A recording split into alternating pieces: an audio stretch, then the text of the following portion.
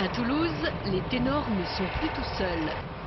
Un grand théâtre, un auditorium, un zénith, un musée d'art contemporain. À l'orée de l'an 2000, la ville se dote d'équipements culturels à la hauteur de ses ambitions.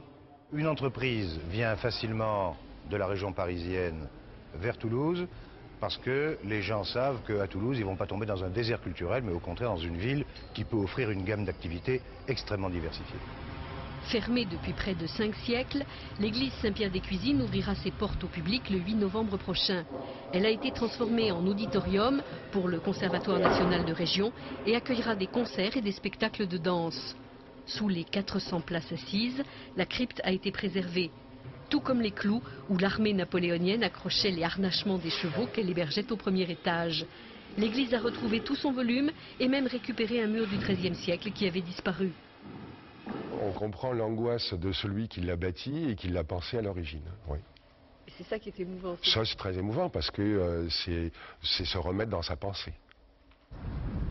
Ici, les 9000 places du Zénith seront exclusivement rock ou variété, mais sans un décibel de nuisance sonore, puisque les Zéniths obéissent à des normes draconiennes en matière d'isolation phonique, d'acoustique et de sonorisation.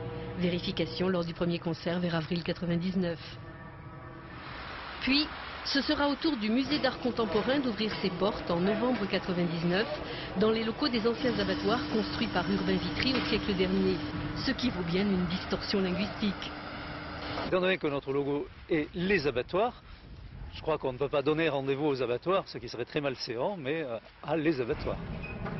Outre les collections permanentes de la ville, dont le fameux rideau de scène de Picasso qu'on ne pouvait pas voir à Toulouse jusqu'ici faute de place, le musée démarre dans la vie avec un joli cadeau.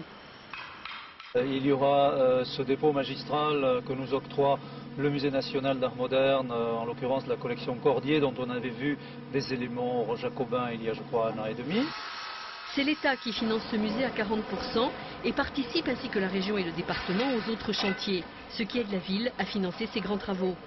On réalise tout ceci qui donne du travail à l'économie régionale, qui crée des emplois, sans augmenter l'emprunt et la charge pour le contribuable.